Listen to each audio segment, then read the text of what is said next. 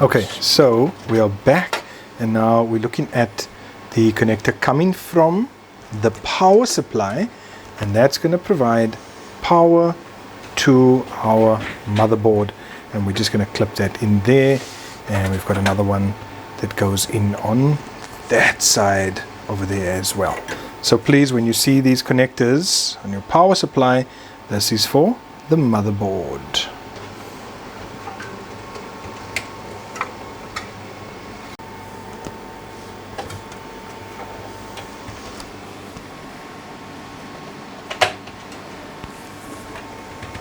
And there we go, everything's in and ready to go. Okay, so we're back here, and remember, we're looking at the components. We want to identify what those components are and what they do. That's the purpose of what I'm showing you here. And so now I want to show you some RAM, and we've already seen how it slots into the motherboard. This is an example of RAM. And what does RAM stand for? Random access memory. Now you can see I've got different types of RAM, different sizes as well. And what RAM ends up doing is it's a temporary storage area, right, for the instructions that come through in the PC when a program opens, gets written to the RAM. It is volatile, which means when the PC is switched off, all that's stored in the RAM gets wiped clean. So that tells us what this is and what it does. And this is why when we are upgrading our computers, our desktops, our laptops, we always think of RAM, because the more RAM we have, the quicker tasks can be processed. Now next up are our storage devices. So when we talk about storage devices, we are talking about hard drives. This is known as secondary memory. This is also your storage area where you are saving permanently your files and folders. Now what do we mean by permanent storage in a computer? We mean that when we switch the PC off, there where we've stored our files and folders, it doesn't just disappear into nowhere. No. So I have here with me a traditional hard drive. So this is our traditional hard disk drive, and this has platters in here that actually spins around. So you can see also how big it is. Now they often refer to this also as a mechanical hard drive. So there's moving parts inside here. This is why if we drop this, it can get damaged, because you've got these disks spinning around. So too much movement, any sort of knock like that, and it can damage it. So the next step up is our SSDs. Now I just want to show you one change here quickly, because this is a mechanical hard drive, and so is this. So over time, they've gone the route of making it smaller, but you can see there at the back, still a mechanical hard drive. The hard drives most of us use in our laptops, whether it's a Chromebook, MacBooks, and especially our phones, are these, the solid state drives. Now your solid state drive, you can see how much thinner it is. I'll just show you here at the back. You can see how much thinner it is. And if we compare our mechanical hard drive to our SSD, can you see the size difference? Can you see the thickness difference, right?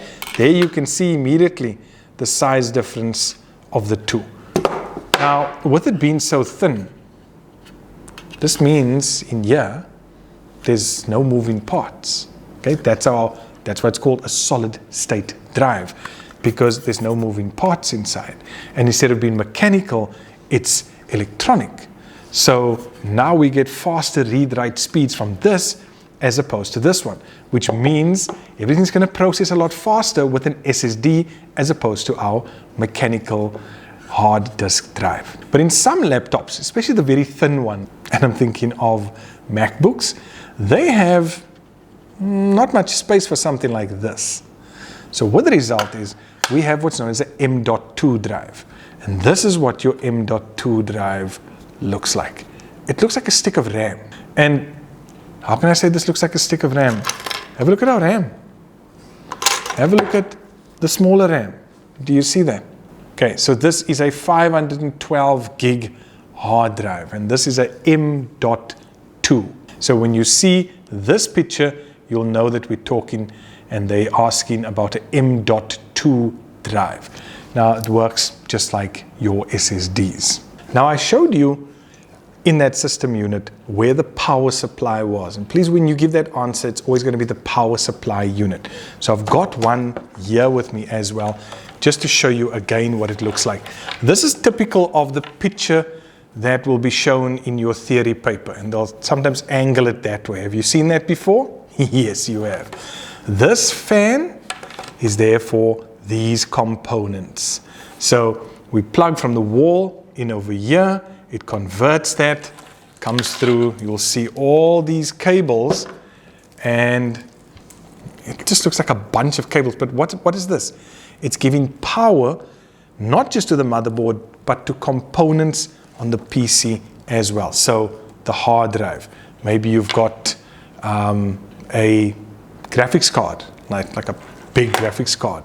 I've actually got the power connector here. I saw it as a PCIe. There we go. So this one supplies power specifically to the graphics card. And I'm talking about the big ones that I'm going to show you here. But here our power supply supplying power to the motherboard, power for the CPU, power for the hard drives, all coming from our power supply unit. Now I'm sure when you look at the PC, you always hear about the CPU, okay? And some of you would have heard a term, or the acronym rather, GPU, your graphics processing unit. Now, when we looked at the back of the PC, we saw where the VGA port was and where the HDMI port, and that's built into the motherboard. So with that, what's happening now is that the motherboard has a built-in graphics card. But what if you want to play 3D games? And I say 3D games because that's how we started back in the day. You want better graphics, more realistic graphics. Are the onboard graphics cards going to give you that? No, they won't. And this is where these babies come in. I've got two here. You can see this is a massive one as well. And these are graphics processing units. These are graphics cards. When you see a picture of this, let's just try to identify a few things. First things first, what do I see? I see a fan, okay? And please don't mind the fact that it's dusty. This is a fairly old one. But we've got a fan. When we see a fan, what's that fan doing? It's keeping the component underneath here cool. So what do we have there? You see, similar to our CPU, we have our actual card here, and the fan is going to keep this card cool. Now, how do I know this is a graphics card? Because when I look at it this way, is there anything that tells me it is? Well, this section over here tells me that it's a card that slots into the motherboard. That's about all I know at this point. So when I turn it this way, what do I see? I see 3 ports that give me video display from this card to whatever monitor or screen I'm displaying. So now I know I've got a card that's going to display graphics, which means this is a graphics card. Folks, these are pictures that have been in the theory paper. Here's another one. This one is even bigger. So I see this and you're like, what is that? Again, do you see a fan? Yes. Do I see this section over here that shows me that it's a card that slots into the motherboard? Yes. Have a look over there. And then when I turn this, what do I now see? I see 2 DVI ports that's going to give me display to 2 different devices. So I can have 2 monitors running from this one card. The other one had 3, so I can run to 3 different monitors. So I can have 3 different monitors, have a triple monitor display with this one. I can have a dual monitor display. But folks, this is what I'm showing you. This is a graphics card. What is it going to do? It's going to give me much better graphics that I can display, and it allows me to then use software and play games like Fortnite and things like that, where I can actually get those enhanced pictures and graphics because of a baby like this. And if you are a gamer or you are into design or things like that, a graphics card like that is going to become pretty essential. Now, did you notice when it came to our power supply, there was a fan. Our CPU, there was a big fan. Our GPU, there was a big fan. And sometimes inside the computer, there are 1 or 2 extra fans as well. What did I say at the beginning? Heat is the enemy of electrical components. And so these fans are there to circulate and dissipate the heat. It wants to take the heat that's inside the PC and push it out, push it out, push it out. Why? So that we're constantly getting fresh, cool air. This is why even in the lab where I'm sitting now, I've got an aircon above me over here, keeping the PCs here cool. So cool air, the PCs are taking the cool air in, pushing the hot air out to make sure that that system is kept cool. Now from here, we jump to more basic items. Things like our monitor, our keyboard, and our mouse. So I just want to show you here. Here I've got a setup where I've got 1, 2, 3 monitors. So let's quickly talk about this. What does this device do? This is our monitor, okay? And in my case, I have 3 of them. I've got a lot going on these screens. But what does a monitor do? It gives us the output. It shows us the graphics. It shows us the pictures. It shows us the words, the documents, all of those things. It displays it graphically on this. The question we need to now ask ourselves is, how does this monitor connect to my computer? Did you see on the graphics card those ports at the back? Right? Those ports were DVI, HDMI, you've got VGA, you've got a variety of different ports, either built into the motherboard or on those graphics cards. So these monitors must then have a port as well, where we can have a cable connect from the port on the monitor to the port on the graphics card. That's how the monitor gets its signal. In the same way that your TV at home uses an HDMI cable, yes, same story. Now, the 2 most basic components when it comes to a computer is this: the keyboard and the mouse. So what does this do? These 2 are known as input devices. Why? Because when I type in here, it gives an instruction to the PC there. Okay? So I'm literally pressing K here. It sends that instruction to the PC, and the letter K comes up on the screen. My mouse, same thing. I can select items, and there you can see you get different types of mouse devices. You can see it's got a little laser underneath that reads where it is. I've got my left click, and I've got my right click as well, and some come with a little scrolling button in the middle there as well. My keyboards typically come like this. I mean, this is just a standard keyboard. It plugs in via a USB port. You know those ports at the back of the PC that I showed you? It plugs into those ports, and that is how then I'm able to send the instruction to the PC through the keyboard and the mouse. What we need to remember is the following. The components that are outside of that system unit, so your keyboard, your mouse, your monitor, any of those devices, not the things inside, the ones that connect from outside, they are known as peripherals. Okay, all fall under that term, peripherals. Now here I have my printer. So my printer, does it sit inside the PC? No, it doesn't. Okay, it's outside, which means it's a peripheral. So what does this particular peripheral do? A printer will print.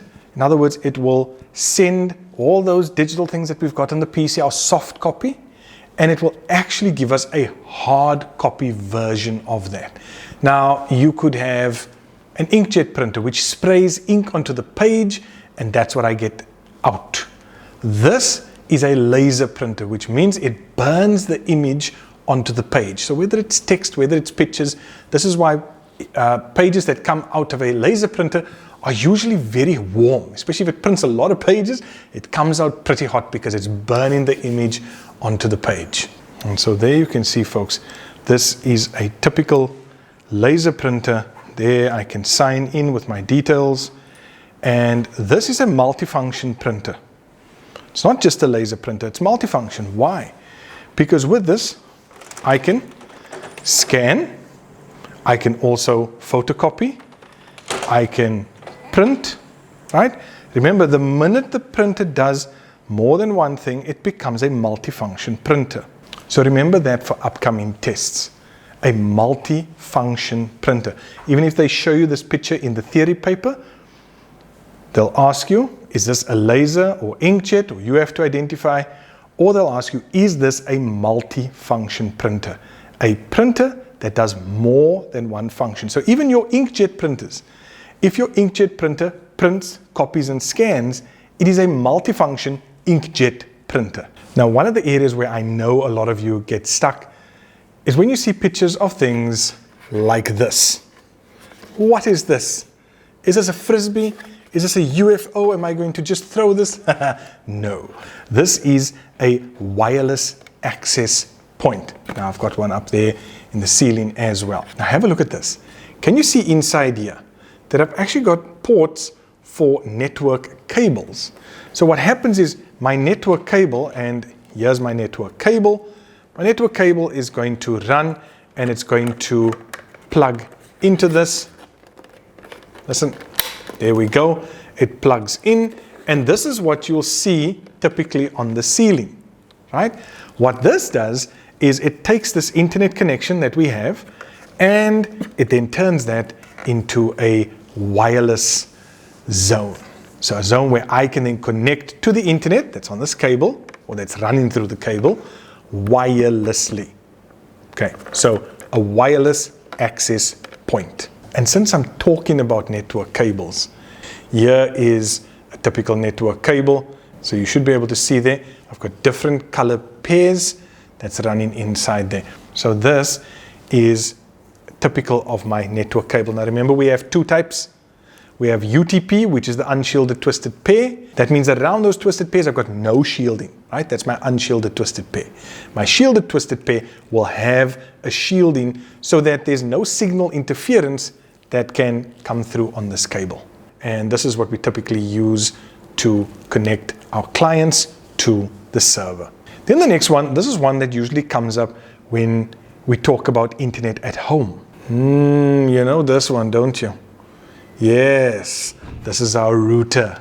Okay, that thing that gives you internet access at home, right? So here's our typical router. You can see the ports that we have. We can have multiple network cables in here. Maybe your Xbox is connected to one, your TV, the room upstairs is connected to one, but you'll get your connection from outside. So this is where we talk about fiber to the home.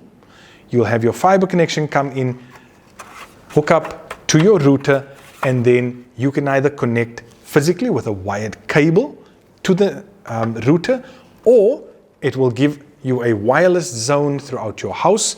That's your home area network, yes, and that's how you would and other devices would be able to connect to the internet at home. So please remember, this is a router. It connects your home network to the World Wide Web, to the global area network. And some of you might be asking, well, okay, Mr. Hambury, but then what is the difference between a router and a switch? Now, before I jump into that, since we've been talking about fiber to the home, I mean, why not show you a fiber optic cable? Now, I just want you to see the difference. This was our RJ45 network cable. This is our fiber cable. Can you see the thickness difference? Right?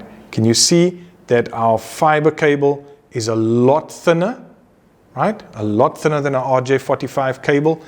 So it is more susceptible to damage, but there's glass tube in here, and what happens is your data is transmitted via light. So this is why this cable, buried underground, protected, the data moves incredibly fast, although yeah, our internet these days is not that great.